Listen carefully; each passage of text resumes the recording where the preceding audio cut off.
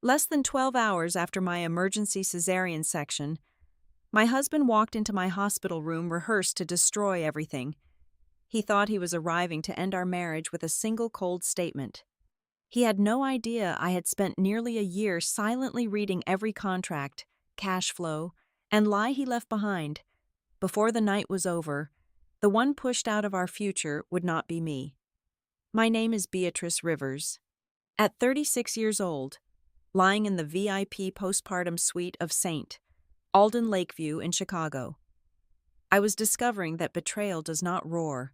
It walks in wearing designer heels while you are bleeding. I had delivered my twin boys by emergency cesarean section barely 12 hours prior. Every shallow breath I took felt like a rusted wire being pulled taut across my lower abdomen. The surgical staples binding me together were a searing, constant reminder of the physical toll of bringing life into the world. The room itself was designed to make you forget you were in a hospital. It featured mahogany paneling, dimmable ambient lighting, and panoramic views of Lake Michigan that cost thousands of dollars a night. But none of the luxury could mask the sterile, metallic scent of iodine and fear. The babies were sleeping soundly in their temperature-controlled bassinets a few feet from my bed. I was just closing my eyes, praying for a moment of unbroken rest, when the heavy oak door swung open without a knock. It was not a nurse coming to check my vitals. It was Eleanor Wexler, my mother-in-law, the chairwoman and absolute dictator of Wexler Meridian Living, stepped into the room with the grim purpose of an executioner. Following closely behind her was her son, my husband, Camden Wexler, and trailing just a half step behind him, carrying a leather portfolio as if she were attending a board meeting, was Sabrina Holt. Sabrina was the director of corporate communications for the elder care empire. She was also the woman Camden had been sleeping with for the past 9 months. They arranged themselves at the foot of my bed like a tribunal. Camden refused to meet my eyes, opting instead to stare at the monitors displaying my heart rate. He looked impeccably groomed, wearing a navy bespoke suit that mocked the stained hospital gown I was trapped in. Sabrina stood beside him, her posture radiating a quiet, venomous triumph. She did not sneer, but the possessive way she angled her shoulder toward Camden spoke volumes. She was already measuring the drapes in my house. Eleanor did not offer a greeting. She did not ask how her newborn grandsons were doing. She simply unclasped the leather portfolio Sabrina handed her, pulled out a thick stack of legal documents, and dropped them onto the rolling tray table that hovered over my lap. "We are going to make this as clean and efficient as possible, Beatrice," Eleanor said, her voice dropping the temperature in the room by 10 degrees. "This is a separation package. Included in this folder is a wire transfer confirmation for $22 million. The funds are ready to be released to you." I stared at the thick manila folder resting heavily against my legs. A sharp, hot spike of agony shot through my incision as I shifted my weight, but I forced my face to remain entirely blank. Eleanor continued, her tone clipped and precise. "In exchange for this extremely generous settlement, you will sign the attached non-disclosure agreement. You will sign the petition to dissolve the marriage. Most importantly, you will sign the temporary custody addendum. You will leave this hospital, and you will be out of the state of Illinois by tomorrow morning." My throat was dry, scraped raw from the intubation tube they had used during the surgery. "You want me to leave my newborn children," I stated, making sure it sounded like a plain fact rather than a question. Camden finally looked at me, his expression devoid of any warmth or guilt. He had the nerve to look inconvenienced by my presence. "It is what is best. Beatrice, the boys need a stable, structured Wexler environment to grow up in. You know as well as I do that you do not fit the legacy. You never really did." The sheer audacity of his words hung in the sterile air. He was discarding the mother of his children while she was still hooked up to an intravenous drip, all to protect his precious family name. Sabrina shifted her weight, a subtle movement designed to draw attention. "We have already arranged for top-tier neonatal nurses to take over their care," she added softly. Her voice was pure spun sugar, dripping with the faux sympathy she used during press briefings. "You really should focus on your own recovery somewhere quiet. away from the pressure. She was talking to me as if I were a discharged employee, a problem she was managing. Every glance she threw at Camden confirmed that she truly believed she was stepping into the role of the new matriarch. I did not scream. I did not throw the pitcher of ice water at their faces. I reached down with a trembling hand, ignoring the searing burn in my gut, and opened the folder. The legal jargon was dense, but I had spent years analyzing contracts for my own independent consulting firm before Camden convinced me to step back and focus on the pregnancy. I skimmed the paragraphs. The phrasing was deliberately opaque. They labeled the custody clause as a postpartum stabilization plan, framing it as a medical necessity for a mother suffering from complications. It was brilliant, evil, and entirely Eleanor. It was a perfectly crafted stepping stone. Once I signed this and left the state, Eleanor would use my departure to petition a judge for permanent emergency custody, claiming I had abandoned the infants for a payout. Then, my eyes drifted to the financial addendum. The wire transfer amount was printed in bold black ink, $22 million. The number hit my exhausted brain like a lightning strike. It was not a random figure generated by Eleanor's lawyers. It was a very specific, undeniable number. 4 weeks ago, while Camden was supposedly on a golfing retreat, I had accessed the Wexler Meridian Living shared drive from his home office computer to find an old tax receipt. Instead, I had stumbled upon a deeply buried quarterly review of the corporate reserve funds. There was an anomalous, glaring gap in the ledger. Exactly $22 million had been quietly bled out of the senior care facility's operational budgets over the past 3 years, funneled into a labyrinth of holding companies. I had planned to confront him after the babies were born, assuming it was reckless gambling or a bad investment. Now, looking at the faces of my husband, his mother, and his mistress, the puzzle pieces locked together with terrifying clarity. This was not just a divorce settlement. This was money laundering. Eleanor and Camden had embezzled company funds, and they needed a clean, untraceable way to get that money out of the corporate structure and into a private, untouchable account.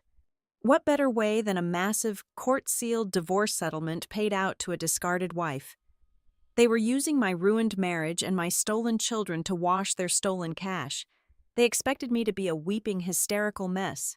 They expected the hormones, the surgical trauma, and the sheer shock of the betrayal to blind me to the details. They thought I would grab the money and run from the pain. I closed the folder. Oh.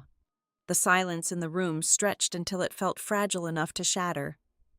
I slowly pushed myself up against the pillows, ignoring the white-hot flash of pain that radiated from my stitches. I leveled my gaze directly at Eleanor, bypassing my coward of a husband entirely. The utter lack of emotion in my eyes made her posture stiffen. The triumphant smirk on Sabrina's face faltered. "I will not accept a direct wire transfer," I said. My voice was raspy but completely devoid of a tremor. Camden frowned, stepping forward. "Beatrice, do not be difficult. This is more money than you will ever see in your lifetime." "Shut up, Camden," I said softly, never breaking eye contact with Eleanor. "If you want me to cooperate, the $22 million must be wired immediately into the escrow account of my designated family attorney. Not a personal account. Escrow. I want the transfer initiated and verified by my counsel before the sun sets." Eleanor's eyes narrowed into dangerous slits. She was a predator who suddenly realized the prey was not bleeding out as expected. "And the documents?" she demanded. I placed my hand flat on the leather portfolio. "Once my lawyer confirms the funds are locked in escrow, I will sign every single page. I will sign every line, exactly as it is written. I will give you your clean exit." They looked at each other, a flicker of uneasy hesitation passing between the three of them. They had prepared for tears, for begging, for rage. They had not prepared for an immediate, cold-blooded negotiation. They thought they were buying my silence and my exile. They had no idea they were simply funding the war chest I was going to use to dismantle their entire empire. As the vice president of enterprise risk at Wexler Meridian Living, my entire career was built on seeing the disasters that other people wanted to hide. While my husband spent his days practicing his golf swing and taking long lunches with investors, I was the one buried in the windowless compliance office on the 42nd floor. My job was to dissect debt covenants, analyze liability reserve funds, and audit the consolidated financial reports that Camden routinely approved without ever reading past the executive summary. I knew the financial architecture of the empire better than the woman who built it. That was why the number they had just thrown at me felt like a jagged piece of glass sliding into place. 3 weeks before I went into early labor, I had been running a routine stress test on the corporate liquidity ratios. I found a shadow ledger connected to the Restricted Resident Compensation Fund. It was a highly restricted pool of capital, mandated by federal health regulations, meant to remain entirely locked to cover catastrophic negligence claims across our 70 assisted living facilities.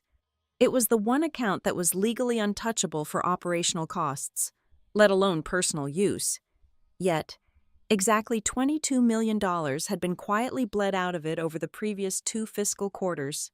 I had assumed it was an accounting error, a misclassification by a junior analyst, but staring into Eleanor's impatient, calculating eyes, the terrifying reality of the situation crystallized in my mind.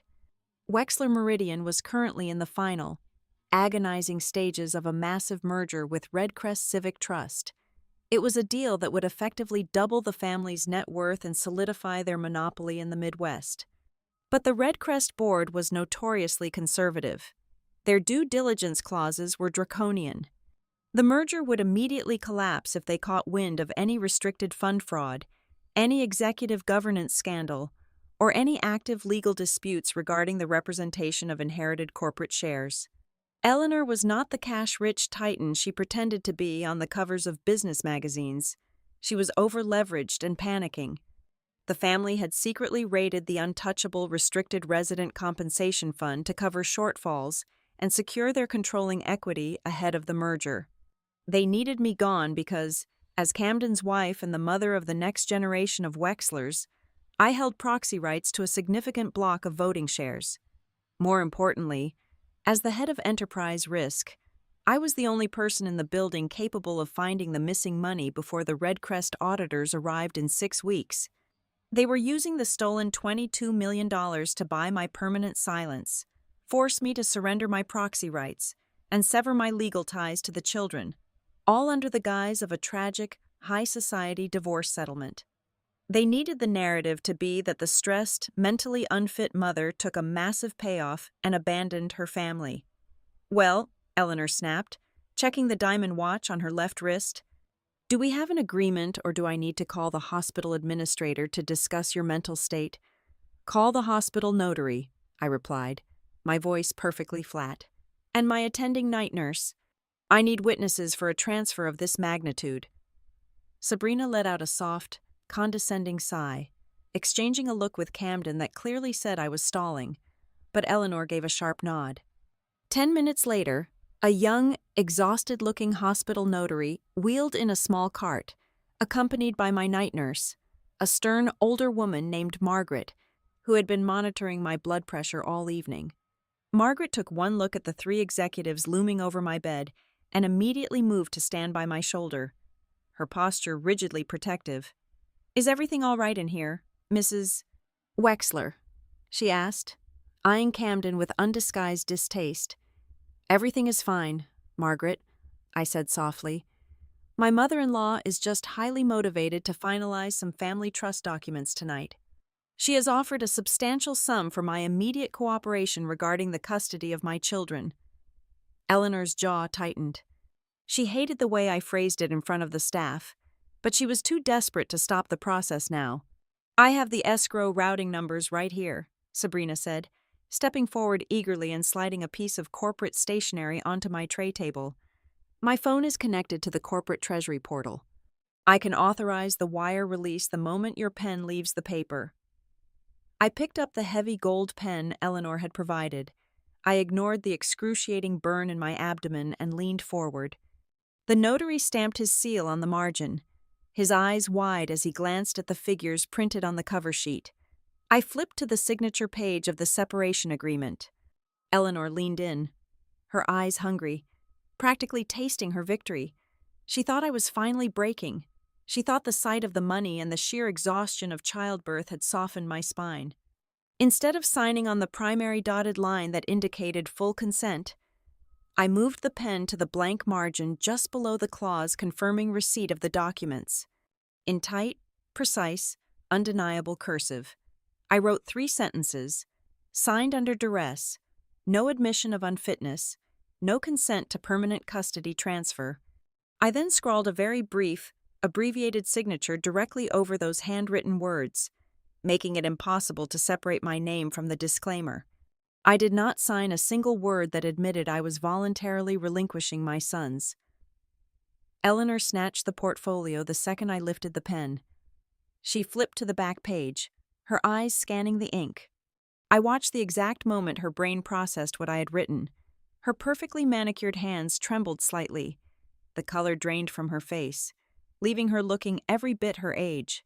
"What is this?" she hissed, her voice dropping to a venomous whisper so the nurse would not hear. "This is not what we agreed upon." "I signed the receipt of the separation package," I whispered back, leaning back against the pillows. "I acknowledged your terms. I never said I agreed to them. Now, execute the wire transfer." Camden stepped forward, his face flushing with sudden anger. "You manipulative bitch! We are not paying you a dime with that garbage written on the contract." "Tear it up, Mother. Tear it up," I agreed calmly, looking directly at the notary who was watching the entire exchange with morbid fascination. Tear up a legally witnessed document in front of a licensed notary and a medical professional after you just attempted to coerce a postpartum patient into giving up her children. Please, Camden, do it.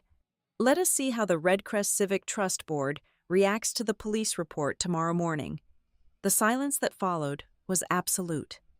Camden froze, his hand hovering inches from the leather folder. He finally realized the trap he had walked into. "Send the wire," Eleanor commanded, her voice hollow. "Eleanor, you cannot be serious," Sabrina hissed, losing her carefully crafted composure for the first time. She practically voided the custody addendum. "I said send the wire. Sabrina," Eleanor barked, the sharp sound echoing off the wood-paneled walls. "Now," Sabrina flinched, her fingers flying across the screen of her phone. A heavy, suffocating minute passed. Then, my cell phone, resting on the bedside table, chimed with a gentle, melodic notification.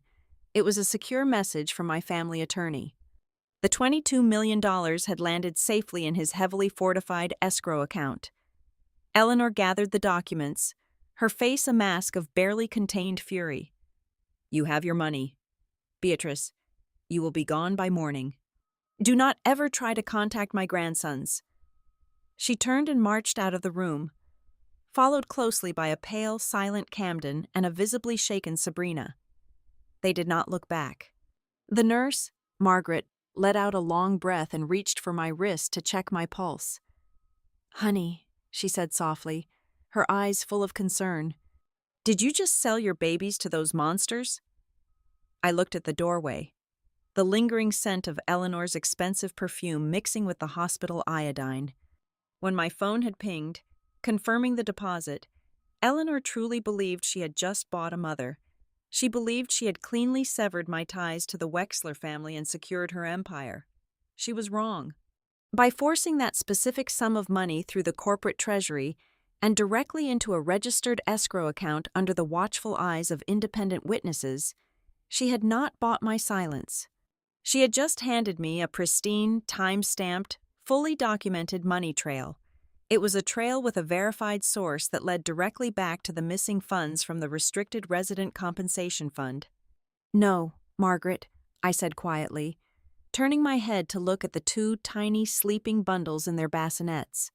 "I just locked in the very snare they're going to walk themselves into."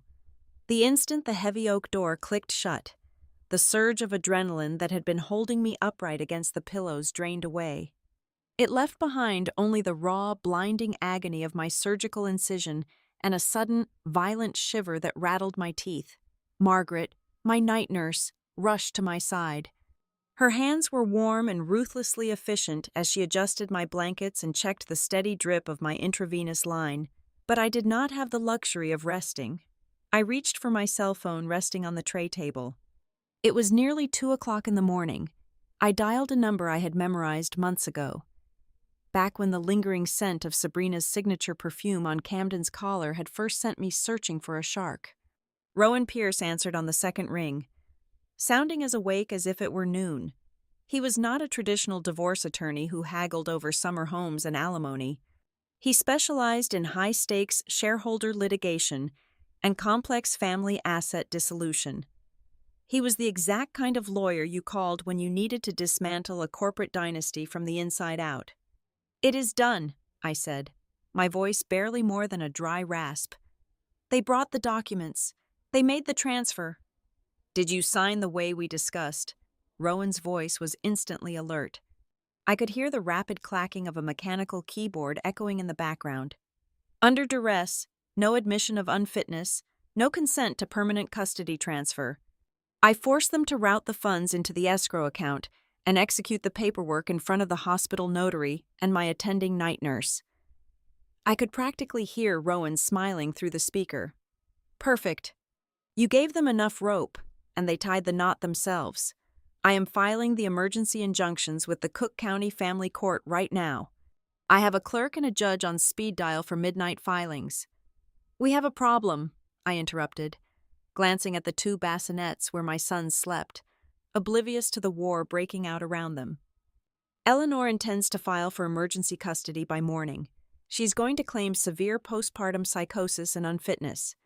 They specifically brought Sabrina into the room to act as an independent witness to my supposed mental break." Before Rowan could respond, the door to my suite swung open again. This time, it was not the Wexler Tribunal returning for a second round. It was Dr. Lena Hart, my primary obstetrician. She took one look at my pale, sweating face and the scattered gold pens on the tray table, her jaw tightening into a hard line. Lena had been my doctor for 5 years. She knew the crushing weight of the Wexler family dynamic, and she had seen the glaring warning signs of Camden's emotional absence throughout my entire high-risk pregnancy. "Margaret told me they ambushed you, Doctor," Hart said, stepping to the side of the bed and shining a small penlight briefly into my eyes to check my pupil dilation. "Are you lucid, Beatrice?" "I am perfectly lucid, Lena. But my mother-in-law is about to argue otherwise to a family court judge." "Doctor," Hart pulled a clinical tablet from her white coat pocket. "Not on my watch. I am noting in your official chart right now that you are fully oriented, coherent, and demonstrating exemplary maternal instincts despite experiencing severe surgical trauma induced by external emotional stress. But you cannot stay in this room. If Eleanor shows up with a private security detail at dawn, the hospital administration might fold under the threat of a lawsuit." "I cannot run," I said into the phone, making sure Rowan heard the conversation. "If I leave the hospital with the boys without a rock-solid discharge plan, Eleanor will call the police, freeze the highways, and scream kidnapping." "You are not running," Rowan said smoothly through the speaker. "You are being medically transferred, Doctor." Hart nodded in agreement, her fingers flying across her tablet screen. "There is a secure private residential postpartum recovery suite affiliated with St. Alden, located across town. It requires keycard access and operates under strict federal medical privacy laws. I am ordering an immediate, involuntary medical transfer for you and the twins for specialized recovery. Only authorized medical personnel and your verified legal counsel will be permitted entry, no family members, period." "Do it," I told her, my chest tightening with a fierce, protective ache. I put the phone back to my ear. "Rowan, what about the money?" "I am locking the $22 million in the escrow account under a disputed status designation," he explained, the typing in the background growing faster. "Eleanor cannot claw it back because she authorized the wire to secure a contract she thought she won, but you cannot touch it either, which means they cannot accuse you of extorting them for personal enrichment or flight risk. The money just sits there, frozen, generating a massive glowing red flag for anyone who looks at the corporate ledger. Good. I have one more thing to send before I'm disconnected from the corporate server." While the nurses bustled around the room, gently transferring my sleeping sons into mobile, temperature-controlled transport incubators. I opened my heavily encrypted email application. Months ago, I had prepared a secure, untraceable server connection for this exact moment. I attached a heavily redacted file I had built during my late nights in the risk management office. It did not contain a full narrative or wild accusations. It was simply a sterile, undeniable series of highlighted ledger discrepancies, pointing directly to the Restricted Resident Compensation Fund, cross-referenced with the exact date and time of the wire transfer Eleanor had just authorized. I addressed the email to the chairman of the Wexler Meridian Internal Audit Committee. I hit send. By the time he checked his inbox with his morning coffee, the fuse would be lit on the corporate side, far away from any family court drama. The transfer itself was a blur of fluorescent hospital hallways and the low hum of an ambulance engine. I was strapped to a medical gurney, the pain in my abdomen radiating with every bump in the Chicago roads, but my eyes remained fixed on the 2 transport pods secured beside me. We were not fleeing in the dead of night like victims. We were moving as a heavily documented, legally protected medical convoy. By 5 o'clock in the morning, I was settled into a recovery suite that felt more like a bunker than a hospital room.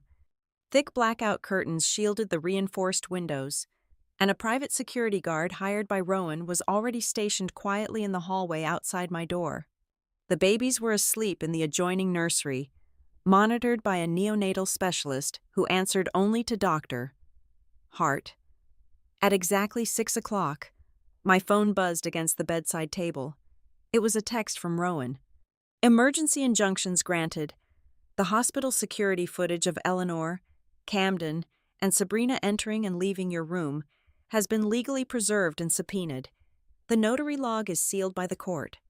The judge issued a temporary restraining order, preventing any non-medical personnel from attempting to remove the children from your custody, pending a full evidentiary hearing.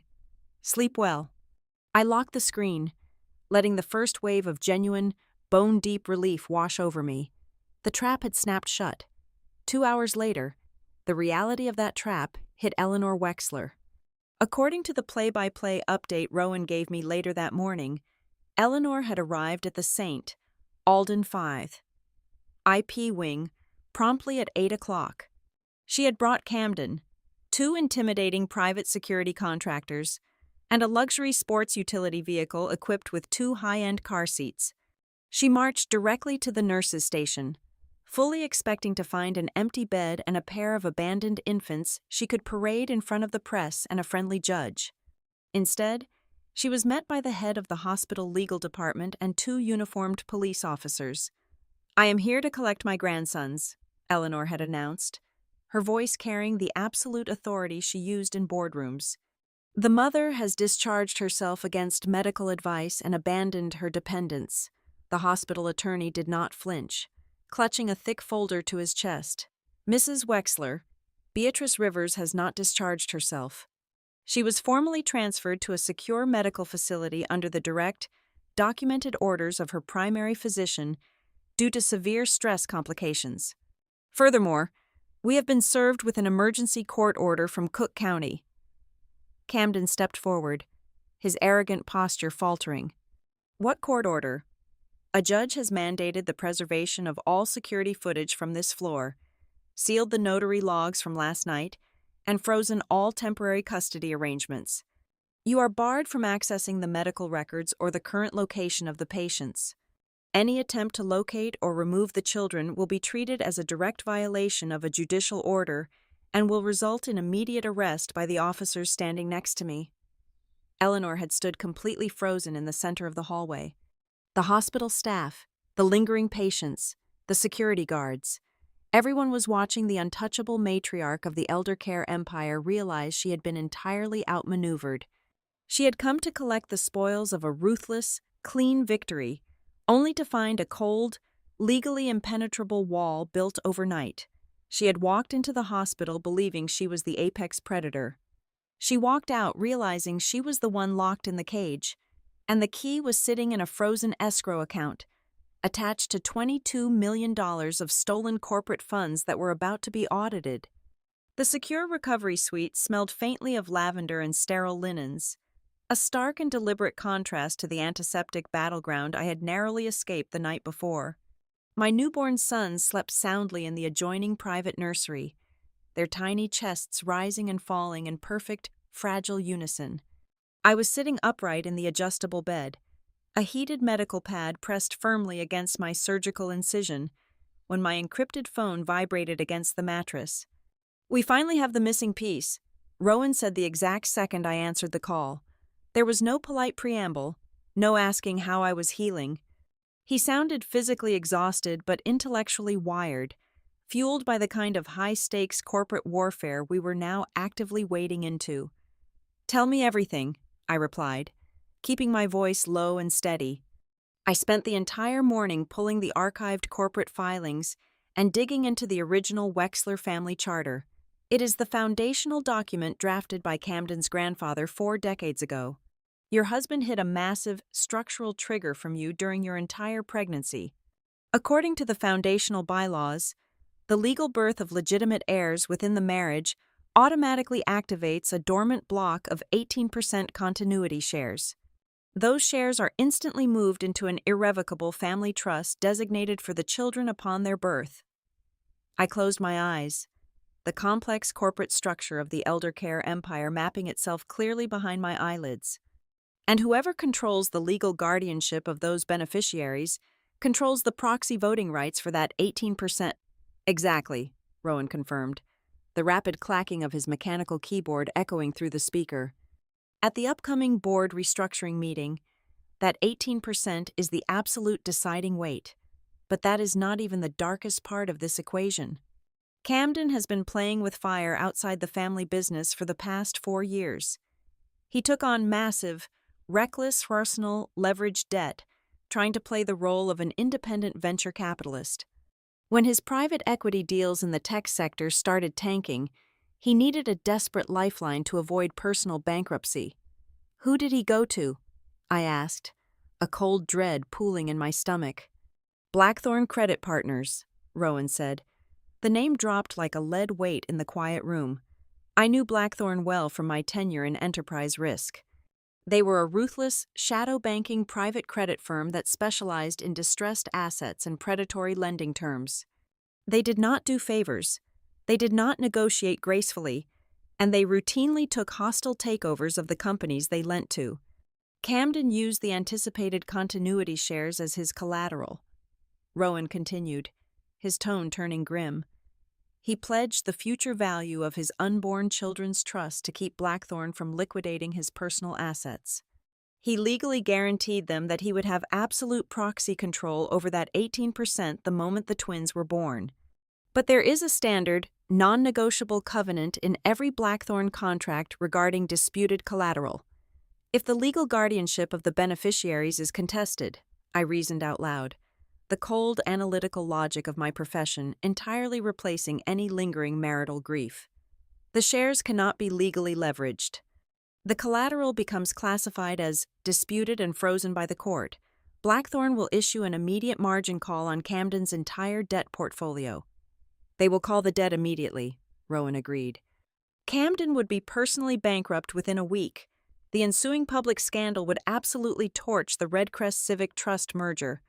That is why Eleanor was so desperate to execute the separation package in the hospital while you were bleeding. She does not just hate you because you come from a working-class background and refuse to yield to her.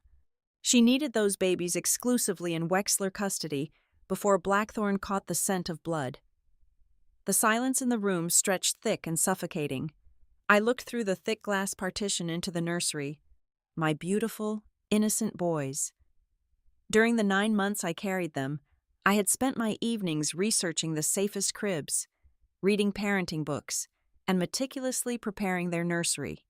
While I was doing that, my husband was sitting in unlisted boardrooms, mortgaging their future to a predatory lending firm to cover his own spectacular failures. To a normal family, these babies were a miracle. To Eleanor and Camden, they were financial instruments. They were the literal keys designed to unlock a predatory loan. They were legal shields meant to protect a fragile corporate merger. They were disposable tools to secure their dictatorial seats at the head of the boardroom table. A profound, chilling shift occurred within me at that exact moment. Up until this phone call, my primary instinct had been maternal self-defense. I had been fighting to survive the ambush, to keep my children legally safe, and to expose the stolen corporate funds just enough to secure my freedom. But learning that my husband had commodified my children before they even took their first breath evaporated the last drop of my defensive posture. I did not just want to survive the Wexler family anymore. I wanted to completely destroy the entire mechanism that allowed them to view my flesh and blood as negotiable assets. "Rowan," I said, my voice eerily calm and devoid of any hesitation, "I need you to send a secure courier to this facility right now. I need a large legal pad, 3 different colored pens, and the complete, unredacted executive profiles of the Wexler Meridian Board of Directors." "You are shifting from defense to offense," Rowan noted, a hint of dark, profound respect in his tone. "They made my sons collateral. I'm going to make them bankrupt." 2 hours later, a courier dropped off the requested supplies to the armed security guard stationed outside my door. I spread the thick yellow legal pad across my lap, ignoring the throbbing ache in my abdomen, and began to draw the battlefield. I was no longer a discarded wife. I was the vice president of enterprise risk, and I was looking at a profoundly flawed organizational structure. I mapped out the distinct, competing interests of the 4 main players in this unfolding tragedy. I drew a large circle at the top of the page and wrote Eleanor inside it. Her singular, overarching goal was absolute voting control and the preservation of the family dynasty. She desperately needed the Redcrest merger to validate her legacy and cover the massive holes in her leadership. Next, I drew a circle for Camden. His immediate, desperate need was sheer financial survival. He had to avoid the Blackthorn margin call at all costs. If the truth about his shadow debt came out, his mother would likely throw him to the wolves to save the company's stock price. His loyalty to Eleanor was entirely conditional on her ability to protect him. Then, I added Sabrina. Her motivation was the simplest to understand, but arguably the most dangerous. She wanted absolute legitimacy. She wanted the high society status of being the official Wexler wife, the public face of the next generation of wealth. She was driven by sheer ego and a desperate need to solidify her position in the family before the dust of the divorce settled. Finally, I drew the largest circle at the bottom of the page, encompassing the rest. The board of directors. They did not care about Camden's extramarital affairs. They did not care about Eleanor's towering ego or her legacy. They only cared about one single metric: ensuring the Redcrest Civic Trust merger crossed the finish line. They were loyal to the stock price, to their annual dividends, and to the shareholders. I stared at the interconnected lines on the paper. Eleanor, Camden, and Sabrina firmly believed they were a united, impenetrable front against me. But their underlying motivations were entirely selfish and completely contradictory. If Camden's shadow debt was exposed, Eleanor would turn on him to protect the merger. If Sabrina realized Camden was secretly broke and legally cornered by loan sharks, her undying romantic loyalty would evaporate overnight. If the board of directors realized Eleanor was covering up both a stolen restricted reserve fund and a massive undisclosed liability tied to the continuity shares, they would brutally strip her of her chairmanship to appease the Redcrest auditors. I did not need to fight all of them in open court. I just needed to introduce the exact right piece of toxic information to the right person at the right time, and then step back to let their own greed tear their alliance apart. I picked up the red pen, uncapped it, and drew a thick straight line connecting Camden's circle directly to Sabrina's circle. Let us see exactly how much the ambitious director of corporate communications loves a man who is about to lose everything, I thought, placing the pen down. The real separation package was not the one they tried to force me to sign. It was the one I was about to hand them. The assault did not begin with a loud crash. It started the next morning as a synchronized, suffocating whisper across the city. I was sitting in the dim light of the recovery suite, nursing my sons, when Rowan sent me the first batch of links. Chicago's premier financial blogs and high society tabloids had simultaneously published variations of the exact same story. The headlines were not overtly vicious, which was exactly what made them so dangerous. Sabrina had orchestrated the media language with terrifying precision. She was crafting a modern American corporate narrative, one that weaponized empathy to destroy its target. The articles spoke of postpartum instability and reported that I had left the hospital in an agitated state. They painted a picture of a wealthy family deeply concerned for a mother who was currently withholding newborns from the paternal family. They did not call me an unfit mother outright. Instead, they planted poisonous seeds of doubt about my mental health, my financial independence, and my co-parenting capacity.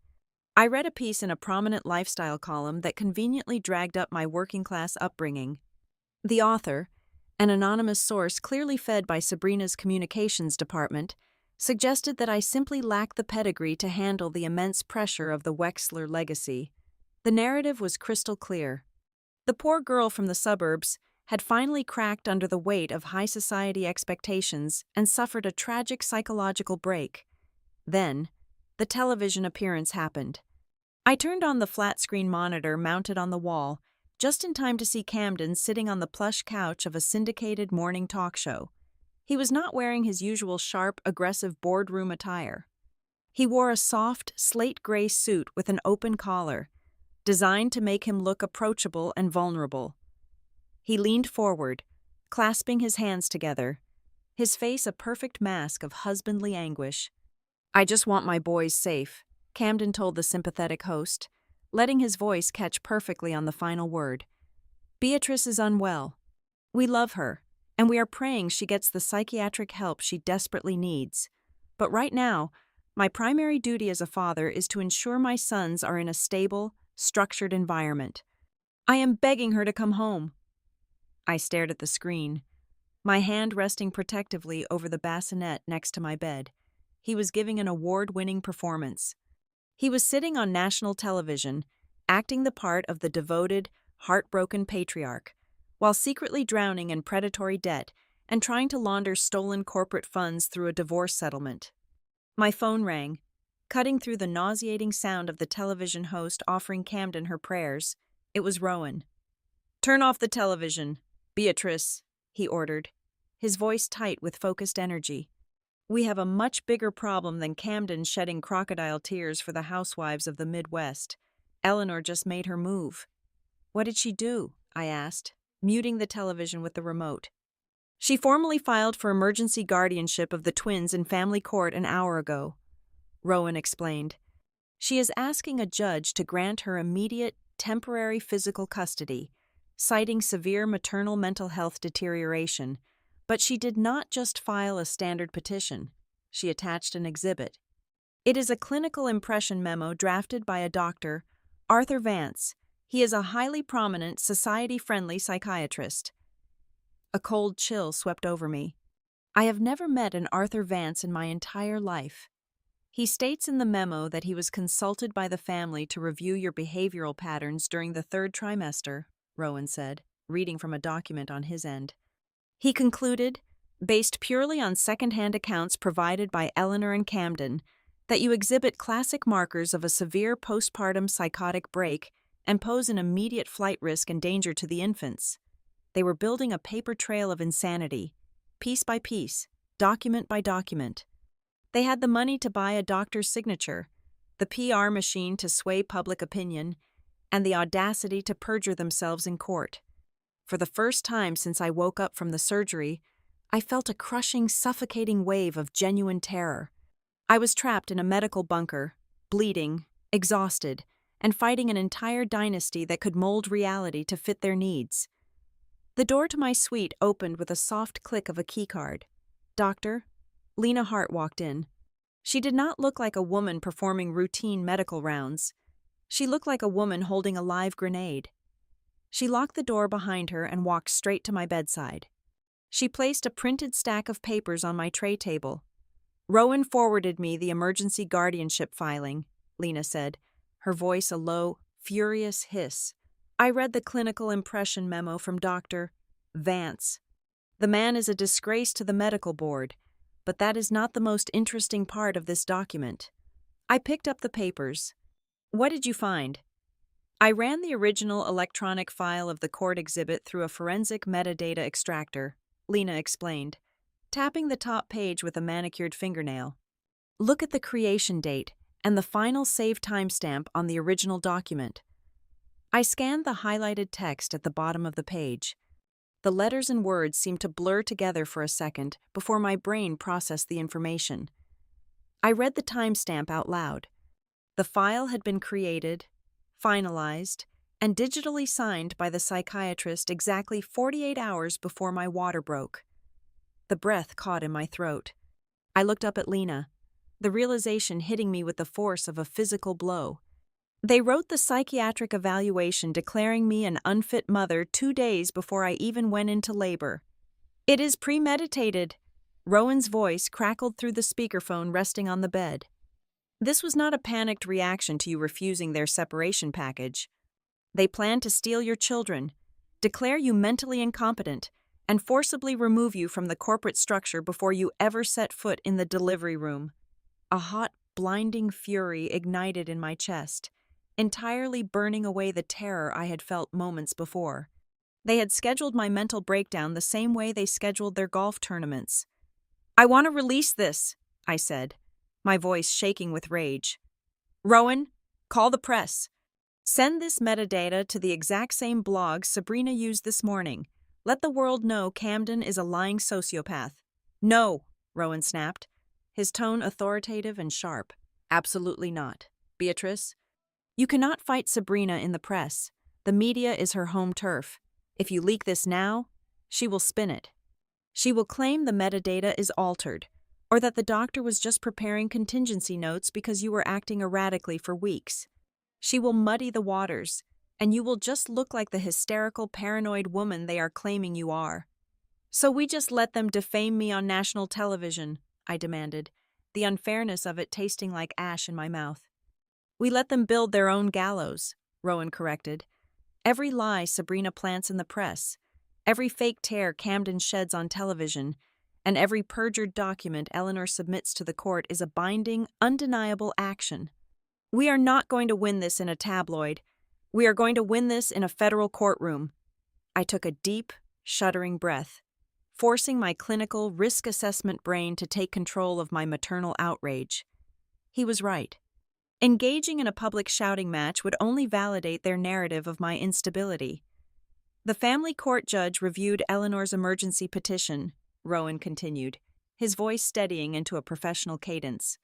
"Given the severity of the allegations and the prominence of the family, the judge refused to grant an immediate ex parte order, but he set an emergency evidentiary hearing." "When?" I asked, gripping the edge of the blanket.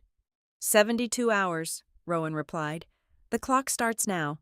We have exactly 3 days to turn their entire corporate and legal conspiracy inside out before a judge hands your sons over to Eleanor Wexler." I ended the call and placed the phone face down on the table. The silence of the secure suite felt different now. It was no longer a sanctuary. It was a war room.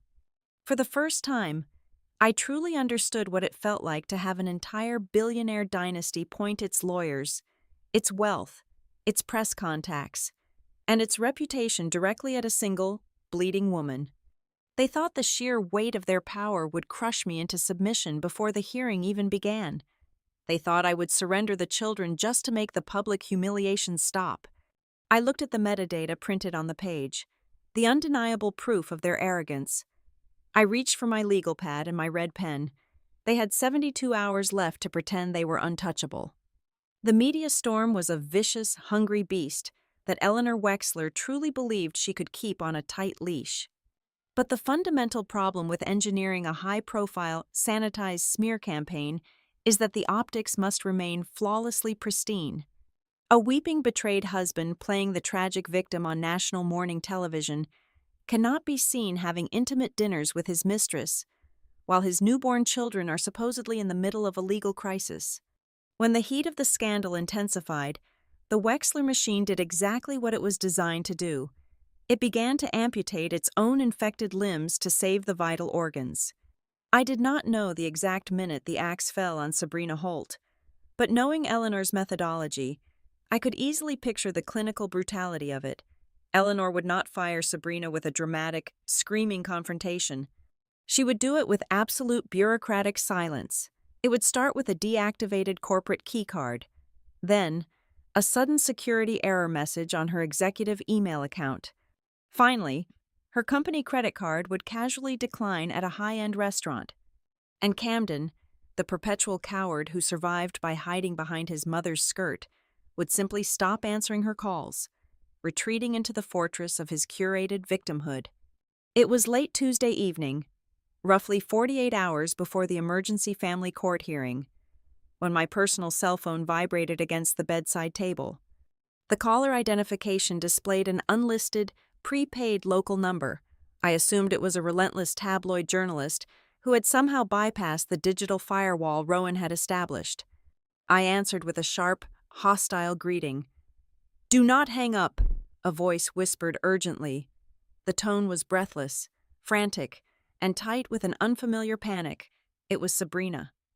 My blood instantly turned to ice. My thumb hovered heavily over the red icon to end the call. I was sitting with my laptop open, connected to a secure audio line with Rowan as we reviewed deposition strategies. I muted my cell phone and leaned toward the laptop microphone, quietly informing my attorney who was on the other line. "Keep her talking," Rowan instructed immediately, the sharp instincts of a veteran litigator flaring to life. "The only thing more dangerous than a loyal accomplice is a discarded one. Put her on speaker." I unmuted the phone and placed it flat on the mattress. "You have exactly 1 minute before I trace this call and report you for violating the temporary restraining order," I said, my voice entirely devoid of emotion. She did not offer a single word of apology for standing in my hospital room and trying to buy my children. She was operating purely on the terrifying adrenaline of a cornered animal. "They froze me out, Beatrice," Sabrina said, her words tumbling over each other. "Eleanor told Camden he needs to look like the pure, devastated family man for the judge on Thursday. My corporate card was permanently deactivated this morning. My system access is completely gone. Camden will not even look at me when I walk past his office. He had his private security escort me out of the executive parking garage. And you thought calling the wife you actively tried to institutionalize was your best strategic move?" I asked coldly. "I finally understand what they are doing," she continued, a bitter, ragged edge creeping into her voice. "I am not the next Wexler woman. I am the firewall. Eleanor is going to blame the leaked medical rumors on a rogue public relations director to protect the company from a defamation suit. She is going to fire me for cause, claim I acted entirely alone out of unrequited jealousy, and feed me to the press. She is going to make Camden look like a naive man who was manipulated by his obsessed employee." She had finally woken up to the reality of the dynasty she had tried so desperately to marry into. She was never a partner. She was a disposable asset. "I have the entire internal communications calendar," Sabrina offered desperately, switching from complaints to currency. "I have the original drafts of the talking points Camden used on television today. The metadata proves they were written, edited, and approved by Eleanor 3 weeks before you even went into labor. They planned the public relations angle of your mental breakdown a month in advance." Rowan remained completely silent on his end of the secure line, but I could hear the rapid, rhythmic typing of his keyboard. "I have an audio file," Sabrina added, her voice dropping to a harsh whisper. "Eleanor left a voice note on my secure messaging application when we were arguing about the optics of the initial custody petition last month. I saved it to an external drive. You need to hear what she called your children." "Play it," I commanded. There was a brief rustling sound over the line, followed by the click of a computer mouse. Then, the compressed, unmistakable voice of my mother-in-law echoed out of the small speaker. "Sabrina, stop worrying about the mother's visitation rights." Eleanor's recorded voice snapped with chilling irritation. "The mother is irrelevant to the merger timeline. Those twins are collateral with blankets. Just get the separation paperwork drafted and ensure the money is untraceable." A suffocating silence filled my room. I looked through the glass partition at my 2 beautiful, innocent sons sleeping in their cribs, collateral with blankets. The sheer, sociopathic cruelty of the statement hit me like a physical blow to the chest. The anger was so absolute, so pure, that it felt like an unnatural clarity washing over my brain. But Sabrina was not finished. "That is not even the worst of it," she said, sensing my silence. "I know about the Blackthorn Credit Partners loan. I know Camden pledged the 18% continuity shares to secure his private debt. Rowan already discovered the pledge," I replied flatly. "You are not offering new information. Does your lawyer know exactly how Camden secured your signature on that pledge?" Sabrina asked, her voice trembling with the weight of the secret. "Blackthorn required explicit spousal consent because those future shares are legally tied to your marital assets. Camden did not ask you to sign it. He knew you would read the covenants and expose his debt." I went entirely rigid. "What did he do?" "Sabrina, he used his executive administrative access to bypass the security protocols on your work computer while you were at a prenatal appointment," she confessed. "He applied your official, encrypted digital signature stamp to the loan guarantee. I have the internal email chain where he explicitly asked the information technology director to temporarily disable the notification alerts on your account while he did it. He framed it as a routine software update." The implications hit me with the force of a freight train. This was no longer just a bitter family court dispute over custody and a corporate dispute over a stolen $22 million. This was federal wire fraud. This was the deliberate, premeditated forgery of a spousal signature on a multi-million-dollar institutional commercial loan. Camden had not just mortgaged our children's future. He had committed a federal felony that carried a mandatory prison sentence, and he had used my digital identity to do it. "I will give your lawyer everything," Sabrina pleaded, laying her final cards on the table. "The audio recording, the original metadata files, the information technology emails, and the physical burner devices. I will sign a sworn, notarized affidavit, authenticating every single piece of evidence. But I need a deal. Beatrice, in exchange, Rowan has to represent me. He has to legally protect me from Eleanor's retaliatory lawsuits and ensure I am treated by the court as a cooperating witness, not a co-conspirator. I will not go down for their crimes." I listened to the terrified, heavy breathing of the woman who had happily tried to orchestrate my ruin just days prior. Every emotional instinct I possessed screamed at me to hang up the phone. I wanted to tell her to burn. I wanted her entirely destroyed alongside the family she had served. I wanted her to feel a fraction of the agonizing terror she had gleefully facilitated when she stood in my hospital room, but I was no longer operating on raw emotion. I was a professional risk manager looking at the ultimate mitigation asset. I had grown up enough over the past 4 days to understand a fundamental rule of warfare.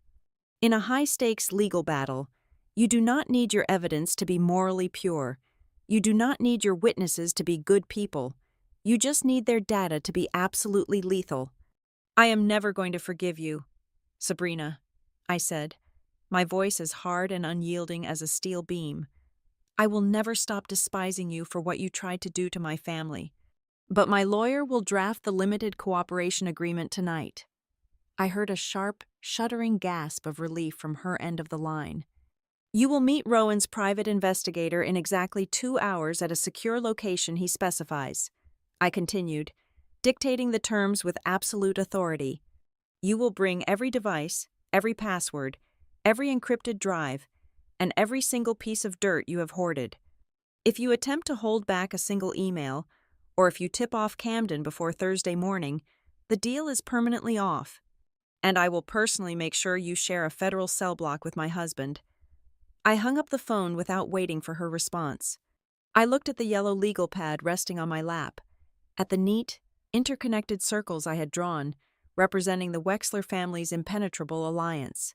It had taken less than 3 days for their own arrogance to crack it wide open. They thought they were building an untouchable corporate empire, but they had really built a fragile house of cards, held together by greed and fear. And they had just willingly handed the absolute weakest card directly to me. The assault on the Wexler empire did not require an army. It required precise, targeted strikes at their structural load-bearing pillars. By 8 o'clock on Wednesday morning, Rowan executed the first maneuver. He bypassed the family court entirely and aimed directly at the corporate arteries. He dispatched a heavily sealed, physically guarded package directly to the Chief Ethics Counsel at Redcrest Civic Trust. We intentionally bypassed the standard merger acquisition executives and went straight to the compliance officers, the exact people whose entire existence revolved around identifying and eliminating catastrophic risk. Inside the envelope was the irrevocable proof. We included the wire transfer routing confirmation for the $22 million, a detailed forensic hypothesis tracing the money directly back to the drained resident compensation fund, and a sworn, notarized affidavit from Sabrina Holt, confessing to the forged digital signature on the 18% continuity shares pledge. Redcrest was a notoriously conservative institution. Handing them that package was like dropping a vial of active venom into their drinking water. At the exact same time, the anonymous email I had sent from my hospital bed finally detonated in the Wexler Meridian executive suites. The Internal Audit Committee had spent the last decade quietly despising Eleanor's dictatorial grip on the company finances. They were deeply tired of rubber-stamping Camden's inflated, vague expense reports. Presented with my meticulous roadmap, the committee chairman did not ask Eleanor for permission. He bypassed Camden's loyalists in the finance department entirely and demanded direct, unvarnished access to the subsidiary ledgers. Within a matter of hours, they quietly and definitively confirmed what I had deduced. The $22 million had not magically materialized from Eleanor's private equity portfolio. It had been illegally and surgically extracted from the restricted, federally mandated liability reserves meant exclusively to protect injured residents. By noon, the invisible shockwaves reached the shadow lenders. Blackthorn Credit Partners operated on pure, ruthless mathematics. When their senior partners were anonymously tipped off that their massive commercial loan to Camden was secured by fraudulently pledged, legally disputed marital assets, they reacted with the speed of an apex predator smelling blood in the water. They did not call Camden to politely negotiate a payment plan. They did not send a warning letter. They initiated an immediate and total freeze on his entire credit facility. In the span of a single afternoon, my husband was entirely cut off. His margin accounts were locked, his liquid assets were frozen, and his shadow empire collapsed instantly. He lost all his financial oxygen before he even finished his second cup of coffee for the day. The Wexler Meridian Board of Directors, normally a docile group of highly paid enablers, suddenly found themselves staring down the barrel of a federal indictment. They understood the terrifying reality of their position. If the Redcrest executives discovered a fiduciary breach of this catastrophic magnitude, and the Wexler board had failed to act, every single director would face massive personal liability and potential criminal charges for concealing the fraud. The corporate secretary, sweating and frantic, issued an urgent summons for a mandatory governance meeting. It was scheduled for first thing Thursday morning, deliberately preempting our family court hearing. Eleanor finally realized that her perfectly engineered, tabloid-friendly custody battle was nothing more than a localized distraction. True panic is an ugly, chaotic thing, especially in a woman who has spent her entire life demanding perfect order. She stormed into the executive suites like a cornered tyrant. She demanded the finance team permanently purge the transaction logs. She ordered the information technology department to wipe the server drafts clean and physically destroy the backup drives. She screamed at the corporate secretary, ordering him to indefinitely delay all internal audit requests for compliance records. But she was aggressively trying to mop up a flood while the dam had already completely disintegrated. She did not realize that the information technology department was already cooperating with Rowan, quietly preserving every frantic delete command she issued as further evidence of absolute obstruction. Then, the final, most unexpected piece of the chessboard slid into place. Rowan called my secure line late Wednesday afternoon. "Beatrice, I have someone here you need to speak with," Rowan said, his voice unusually subdued and carrying a strange note of reverence. "Meet Madeline Wexler." "Hello, Beatrice," an older, remarkably crisp voice echoed through the speaker. "My sister-in-law has spent 30 years pretending I do not exist. But I have spent 30 years keeping a very specific piece of paper safe for a day exactly like today. Madeline was the sister of the original company founder, Camden's aunt, and a woman whose name was only ever spoken in hushed tones at family gatherings.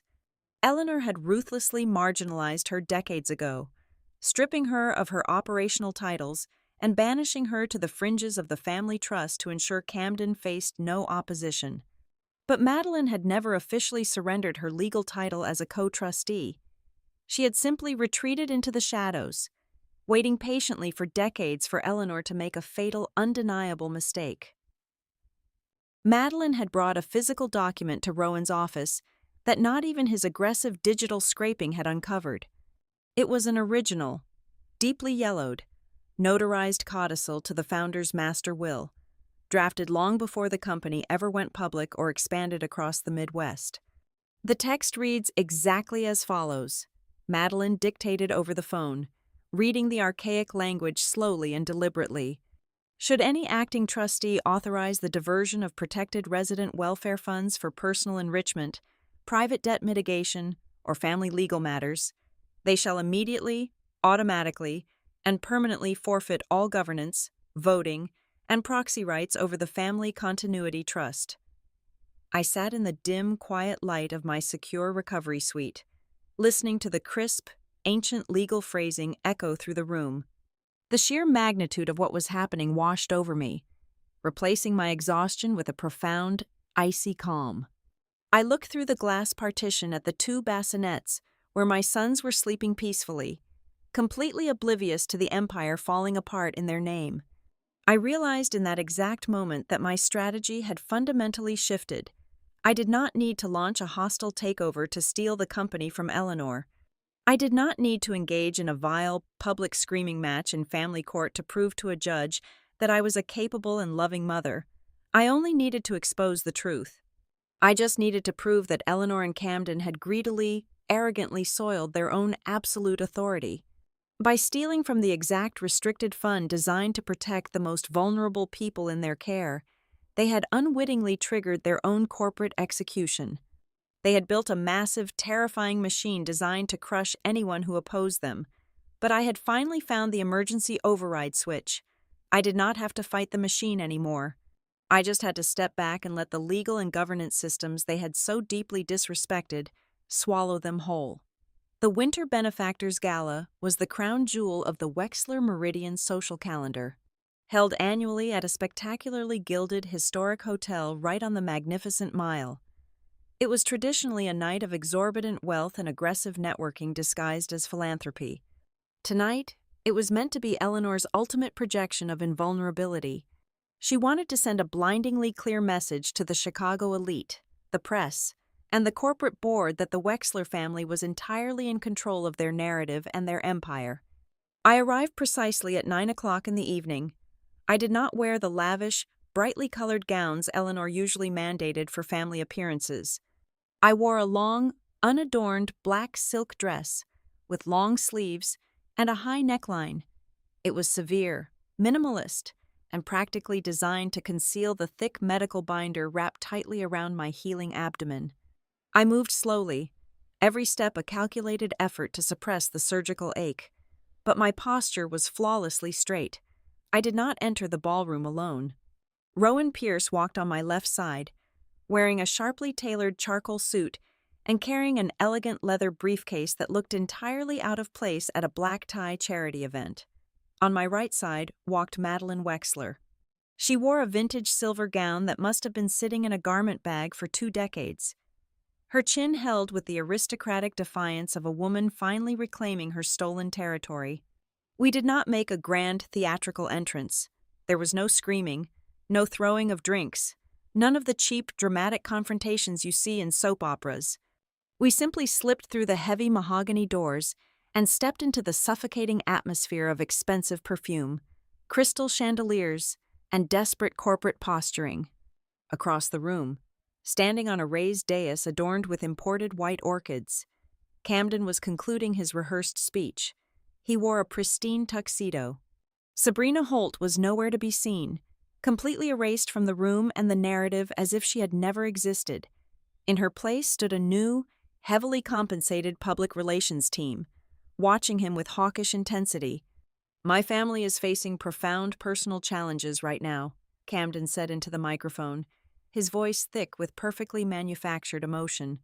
"But the Wexler legacy has always found its greatest strength through adversity. We stand united, committed to our core values, and deeply grateful for your unwavering support during this difficult season." Polite, sympathetic applause rippled through the ballroom. Eleanor stood beside him, her face a mask of serene, triumphant, matriarchal grace. Then, Rowan went to work. He did not announce his presence. He simply detached himself from my side and began moving through the crowd with the silent, lethal efficiency of a shark swimming through a school of oblivious fish. I watched as Rowan approached the Wexler Meridian chief financial officer, who was laughing loudly near the caviar station with a group of private equity investors. Rowan did not interrupt the joke. He simply slid a thick, white, legally sealed envelope directly into the executive's hands, leaned in, and whispered 3 words, "Litigation hold notice." The laughter died instantly in the man's throat. His face went entirely ashen as he stared at the document ordering the immediate federal preservation of every single financial communication on his servers. Rowan moved effortlessly to the general counsel, serving him his preservation orders right in the middle of a toast. Next was the new head of public relations, then the corporate secretary. Rowan handed out the legal mandates with the casual grace of a waiter distributing napkins. It was a flawless, quiet execution. He was legally locking them inside their own burning house while they were still busy admiring the wallpaper. Madeline and I stood silently near a massive ice sculpture, watching the panic begin to spread like an invisible virus. "Look at the corner of the main bar," Madeline murmured, leaning slightly toward me without taking her eyes off the crowd. I shifted my gaze. Standing completely still amidst the chaotic swirl of waiters and socialites was a man in a dark, nondescript suit. He was not drinking. He was not speaking to anyone. He was a senior risk assessment officer for Blackthorn Credit Partners. He was simply standing there, his eyes locked entirely on Camden, who had just stepped down from the dais. I watched the exact second Camden noticed the man. My husband froze mid-step, his charismatic smile snapping off his face as if a switch had been flipped. The presence of the Blackthorn representative at a high society charity gala was not a social visit. It was a silent, terrifying confirmation that the shadow bank smelled the corporate death surrounding him. They were watching their collateral burn, and they wanted Camden to know there were absolutely nowhere left to hide. Then, the true hemorrhage began. It started with a single vibration of a cell phone, then another, until a low, persistent hum of incoming alerts swept through the room. The Red Crest Civic Trust compliance officers had not kept Rowan's sealed package a secret. The news had officially leaked to the major institutional investors. The Red Crest board had formally, indefinitely suspended the impending merger vote, pending a catastrophic internal fraud investigation. The rumor moved through the ballroom faster than the vintage champagne was being poured. The shift in the room's atmospheric pressure was instantaneous and brutal. Eleanor, who had been holding court near the center of the room, suddenly found herself standing in an expanding circle of empty space. The wealthy donors and powerful politicians who had been clamoring to shake her hand just 5 minutes ago were suddenly fascinated by their shoes, their drinks, or the architectural details of the ceiling. They were physically stepping away from her. In their world, proximity to a collapsed federal merger and a massive fraud investigation was a highly contagious disease. Camden abandoned his mother. He pushed his way through the murmuring crowd, his face pale and slick with panicked sweat, until he found me standing in the shadows with Madeline. He grabbed my elbow, his grip bruising and desperate, and dragged me 2 steps into a quiet architectural alcove away from the prying eyes of the remaining guests. His polished veneer was completely shattered. He looked like a cornered, terrified boy. "What did you do?" Camden hissed, his voice trembling with a raw, unfiltered rage he could no longer suppress. "You sent the documents to Red Crest. You tipped off Blackthorn. You are destroying the entire company. Beatrice, I pulled my arm out of his grasp with a sharp, violent jerk, ignoring the flare of pain in my stomach. I looked directly into his panicked eyes, feeling absolutely nothing but cold, clinical disgust. "If you keep pushing this," Camden threatened, stepping closer, his breath smelling of stale champagne and profound desperation. "If you do not call off your attack dogs and withdraw those data holds right now, everyone will burn. The board, the family, the entire legacy. You will burn it all to the ground." I did not raise my voice. I did not blink. "No," I replied, my tone as hard and smooth as polished marble. "Only the ones who lit the match." I turned my back on him and walked away, leaving him trembling in the shadows. Eleanor knew the gala was completely lost. She was a veteran of corporate warfare, and she recognized a total rout when she saw one, but she refused to cower. She signaled to her security detail with a sharp flick of her wrist, gathered her expensive fur coat, and walked toward the grand exit with her chin held high, radiating absolute, furious as defiance. She thought she was projecting unbreakable strength, but she did not realize that Rowan had spent the last 2 days heavily financing a network of informants within her own private security apparatus. 10 minutes after Eleanor exited the building, Rowan's phone vibrated. He read the encrypted text message from his contact who had escorted the matriarch down to the private VIP garage. Rowan walked over to where I was standing and showed me the screen. Eleanor had maintained her icy composure all the way through the lobby, but the moment the heavy doors of the private elevator closed, isolating her with her lead defense attorney, her facade completely collapsed. According to the text, Eleanor had slammed her fists against the brass handrail of the elevator, her voice echoing with sheer, criminal desperation. She had ordered her lawyer to win the emergency custody hearing scheduled for the very next morning at absolutely any cost. She explicitly commanded him to find a way to retroactively alter the St. Alden Hospital admittance logs, to fabricate new psychiatric affidavits, and to bribe anyone necessary to ensure the judge ruled in her favor. She was no longer trying to win a legal battle. She was openly demanding federal evidence tampering and perjury to steal my children, believing it was the only leverage she had left to force me to save her dying company. I looked up from Rowan's phone, staring at the empty grand doorway where Eleanor had just departed.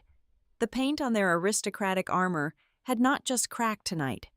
It had shattered entirely, revealing the desperate, rotting core beneath.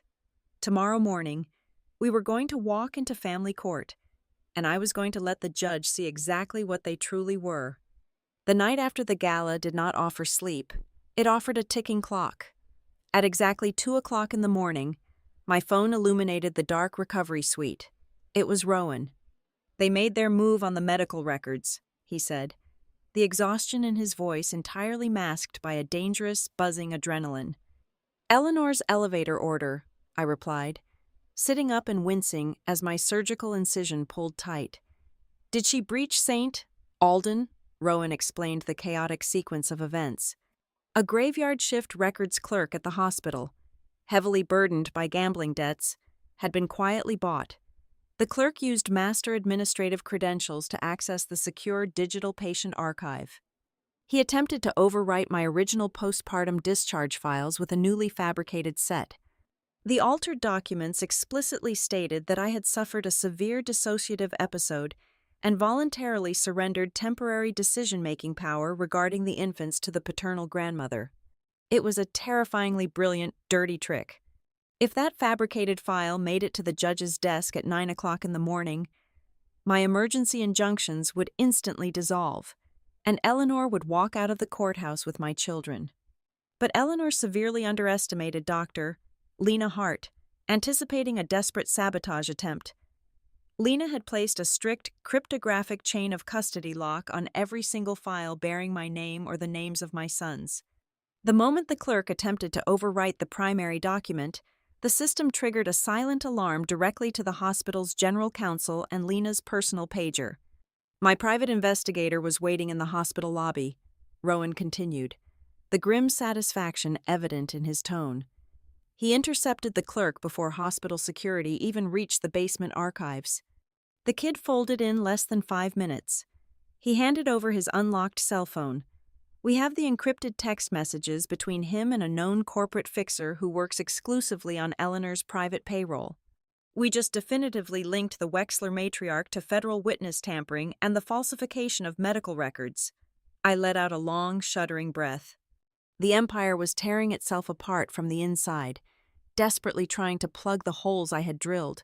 Before I could fully process the victory at the hospital, a second call clicked over on Rowan's secure line. It was Madeline. She had not returned to her quiet retirement after leaving the gala. She had spent the darkest hours of the night hunting down the ghost of her brother's legal team. "I have the final nail for the trust dispute," Madeline announced, her voice crisp and crackling with vindication. "Eleanor's lawyers are undoubtedly going to walk into family court tomorrow and claim the codicil I produced is a forgery. They will argue that since my brother is dead, the document cannot be authenticated. But they forgot about Arthur Pendleton. Pendleton was the original estate attorney who had drafted the Wexler family master will over 30 years ago. He had retired to Florida long before Eleanor fully consolidated her power. Madeline had tracked down his old firm's archival storage. Pendleton was a paranoid man, Madeline explained.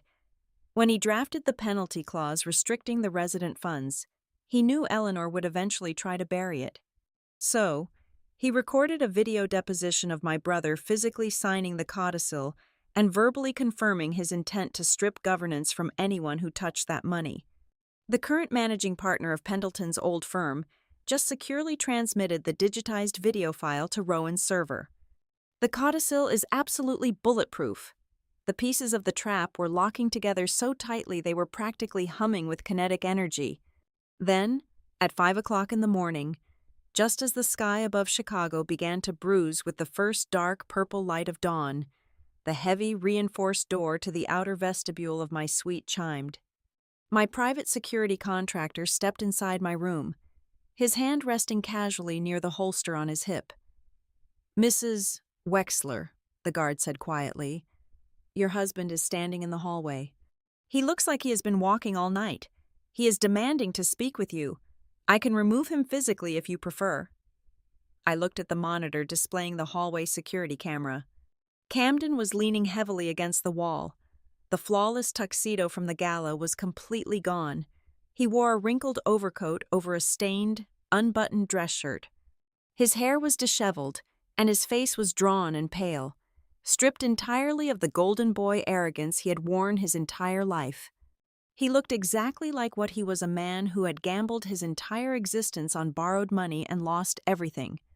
"Let him into the outer sitting room," I instructed the guard. "Do not let him anywhere near the nursery. And stay right by the door."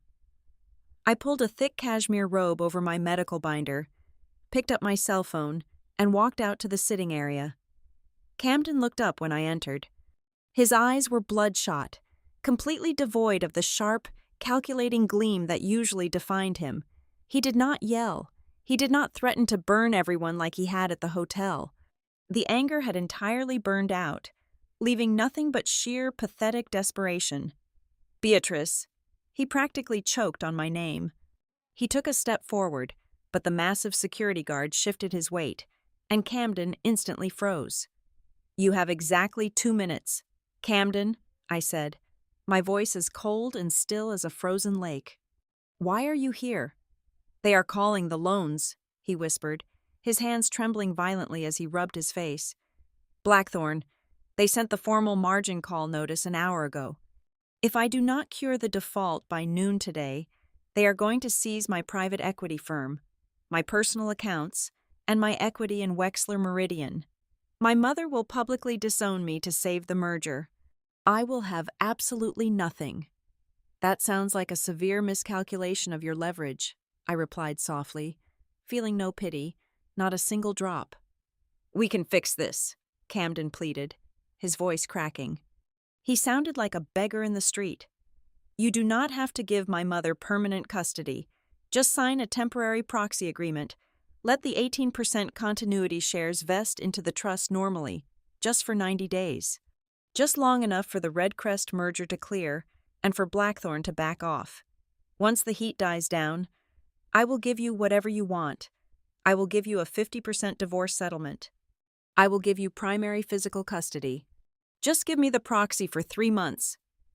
I slipped my right hand into the deep pocket of my cashmere robe, pressing my thumb firmly against the side button of my cell phone to activate the voice recording application. You want me to surrender my legal rights to our newborn children so you can use their trust fund to pacify a syndicate of loan sharks? I asked, making sure my enunciation was perfectly clear and loud enough for the microphone to catch every syllable. They are not children to Blackthorn. Beatrice, Camden hissed, his desperation overriding whatever tiny shred of caution he had left. They do not care about the babies. They care about the collateral. Those twins are the only paper that can keep the lenders off my throat right now. I just need the paper to look legitimate for the audit. Please. If you do this, I will walk away clean, and you will never have to deal with my mother again. He was begging me to sell our sons to save his own skin. It was the exact same transaction Eleanor had attempted in the hospital room, just repackaged in the frantic, sweaty desperation of a ruined man. I pulled my hand out of my pocket, holding the phone up so the red recording icon glowed brightly in the dim light of the sitting room. Camden stared at the screen, his mouth opened, but no sound came out. He looked like a man who had just stepped off a high ledge and finally realized there was no net waiting at the bottom. The emergency hearing begins in 4 hours, I said, my voice echoing with absolute lethal finality. Do not be late. I turned and walked back into my suite, locking the heavy door behind me. I walked over to the glass partition and watched my son sleeping in the soft, warm light of the nursery. The sun finally crested over the Chicago skyline, flooding the room with pale, golden morning light. Eleanor had expected to walk into family court facing a hysterical, bleeding, terrified woman holding nothing but righteous indignation. She had no idea that I was walking into the courtroom armed with an ironclad money trail leading to the stolen Restricted Resident Compensation Fund, a legally preserved confession of a father admitting his children were nothing more than collateral and undeniable, time-stamped proof of a conspiracy that predated their very birth. The long, dark night of the Wexler Empire was officially over. I was ready for the dawn. The heavy mahogany doors of the Cook County Family Court swung open at exactly 9 o'clock in the morning. The air inside the courtroom felt thick, charged with the kind of high-stakes tension that usually preceded a corporate slaughter. I walked down the center aisle with Rowan Pierce at my side. Eleanor and Camden were already seated at the petitioner's table. My husband wore a meticulously pressed suit, attempting to project the image of a stable, grieving father, while my mother-in-law sat perfectly straight, radiating the absolute entitlement of a woman who had never been told no. They looked like royalty waiting for a peasant to formally surrender. They had no idea they were sitting on a live landmine. Rowan did not waste time with opening pleasantries or theatrical legal posturing. When the Honorable Judge asked for the opening arguments regarding Eleanor's emergency guardianship petition, Rowan immediately entered our counter-evidence into the official federal record. He started by projecting the psychiatric evaluation onto the large courtroom monitor, followed immediately by the verified digital metadata. Your Honor, the petitioner claims my client suffered a sudden, unpredictable psychological break after childbirth, Rowan stated, his voice ringing with absolute authority. However, the digital footprint of this clinical impression proves the document was drafted, finalized, and signed 2 days before my client even went into labor. This is not a medical evaluation. This is a premeditated fabrication. Eleanor's lead attorney practically jumped out of his chair, attempting to object and claiming an administrative error regarding the timestamps.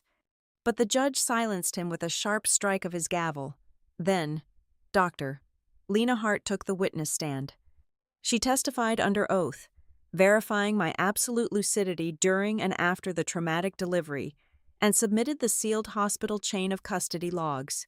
She methodically and clinically dismantled every single medical lie the Wexler family had constructed. Next came the physical documents. Rowan displayed the separation package I had signed in the St. Alden hospital room. The judge leaned forward, his reading glasses slipping down his nose as he read the tight, precise cursive I had written in the margins. Signed under duress, no admission of unfitness, no consent to permanent custody transfer, the judge read aloud, the temperature in his voice dropping to absolute zero. He glared over his glasses directly at Eleanor. You attempted to execute a binding custody surrender while the mother was still recovering from a major surgical procedure. Camden's face drained of all color. He realized right then that his mother, in her arrogant rush to secure the wire transfer, had failed to check the signature page properly, but the true, devastating execution was auditory. Rowan played the first audio file obtained from Sabrina's burner device. Eleanor's own voice echoed through the silent, cavernous courtroom. Calling my newborn son's collateral with blankets and coldly ordering her staff to prepare the untraceable $22 million payoff to force me into exile. The judge's expression shifted from judicial neutrality to absolute, freezing disgust. This was no longer a standard family court dispute over the welfare of minors. It was a recorded, undeniable extortion attempt engineered by a billionaire, before Eleanor could even attempt to instruct her panicking lawyer to formulate a defense. Rowan played the final piece of evidence.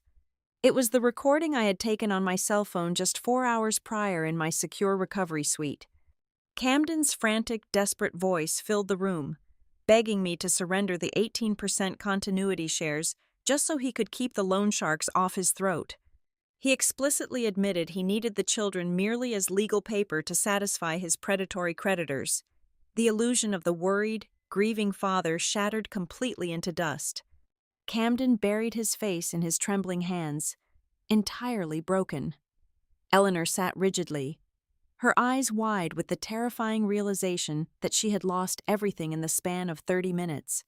This court finds your actions utterly reprehensible and predatory, the judge stated, his voice echoing with finality. He struck down the emergency guardianship petition with extreme prejudice. He granted me temporary exclusive decision-making authority over the twins. Furthermore, he issued an immediate, binding restraining order against Eleanor, barring her from any direct contact with me or the children outside of formal legal channels. Camden was stripped of all visitation rights, granted only the distant possibility of highly supervised visits pending a massive psychological and financial audit. We walked out of the courthouse as absolute victors, but the true devastation was happening simultaneously across the city. Inside the heavily guarded Trust and Governance Chamber at the Wexler Meridian corporate headquarters, Madeline Wexler had just formally activated the ancient codicil. While Eleanor was sitting in family court, the Internal Audit Committee presented their final, devastating report to the board of directors. They explicitly confirmed that the $22 million used for my attempted buyout had been illegally and covertly siphoned from the Restricted Resident Compensation Fund. Minutes later, the senior compliance officers from Blackthorn Credit Partners formally notified the board that Camden had secured his massive commercial debt, using a forged digital signature to pledge the 18% continuity shares. The governance violations were catastrophic, undeniable, and criminally liable. To avoid total federal prosecution and to salvage whatever scraps of stock value remained, the board of directors enacted immediate, brutal measures. Eleanor was formally and permanently stripped of her trustee status and her chairmanship. Camden was terminated for cause and stripped of all proxy voting rights related to the Family Continuity Trust due to his blatant financial fraud. The Red Crest Civic Trust merger was officially and permanently canceled, leaving the Wexler empire drowning in toxic debt and broken promises. When the dust finally settled a week later, the remaining board members practically begged me to take Eleanor's vacated seat. They assumed I wanted the throne. They assumed I had fought this vicious, exhausting war simply to wear the crown of the empire that had tried to destroy me. They were wrong. I did the one thing Eleanor Wexler could never comprehend. I refused to inherit a toxic, rotting empire. I used my exclusive legal control over the beneficiaries to force the board to accept a brutal, independent restructuring plan. I mandated the immediate liquidation of their luxury assets. They were forced to sell the corporate jets, the executive retreats, and the private real estate portfolios. Every single dollar generated from that massive fire sale was funneled directly back to replenish the restricted resident compensation fund until it was entirely whole. I then legally locked the continuity trust belonging to my sons under a draconian, court-supervised protective mechanism.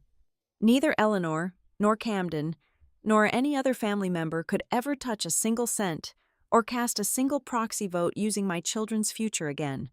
During the finalized divorce and governance settlement, I did not ask for a percentage of their dying corporate stock. I demanded a massive, untethered cash settlement sourced entirely from clean, verified liquid assets. I severed all financial and legal ties, completely removing their ability to ever use my family as financial leverage again. Camden lost his executive position, his proxy power, and his elite social network. He was left facing a mountain of civil litigation from furious creditors and an active criminal probe regarding the forged loan documents. Eleanor did not go to federal prison immediately, but her punishment was arguably worse for a woman consumed by pride. She was violently dragged down from her aristocratic pedestal. She spent her remaining days trapped in a bleak, paranoid existence, drowning in endless federal audits, relentless subpoenas, and the suffocating scorn of the exact high society elite who used to bow to her. A few months later, the air in Chicago turned crisp and cold. I was sitting on the back patio of a beautiful, quiet brownstone overlooking the gray, rolling waves of Lake Michigan. My two sons were sleeping safely in the nursery upstairs, completely free from the toxic weight of the legacy they were born into. I had recently opened my own independent firm, Rivers Risk Advisory, operating on my own terms, with my own clean capital. The house was entirely mine. The peace was entirely mine. I kept only one single memento from the darkest night of my life. It hung in a simple black frame on the wall of my home office. It was the printed confirmation receipt of the $22 million wire transfer, stamped heavily with the red ink of the Cook County Family Court evidence clerk. Eleanor Wexler had authorized that transfer, thinking it was the necessary price to buy the disappearance of a weak, inconvenient mother. She never realized that I would take her money, use it to buy my absolute freedom, and turn that exact piece of paper into the final, undeniable receipt for the complete destruction of her entire dynasty. Thank you all so much for listening to my story today. Please let me know down in the comments where you are listening from, so we can connect and share our thoughts together. And do not forget to subscribe to Amelia Revenge Stories, like this video, and support me further by hitting the hype button so this story can be heard by even more people.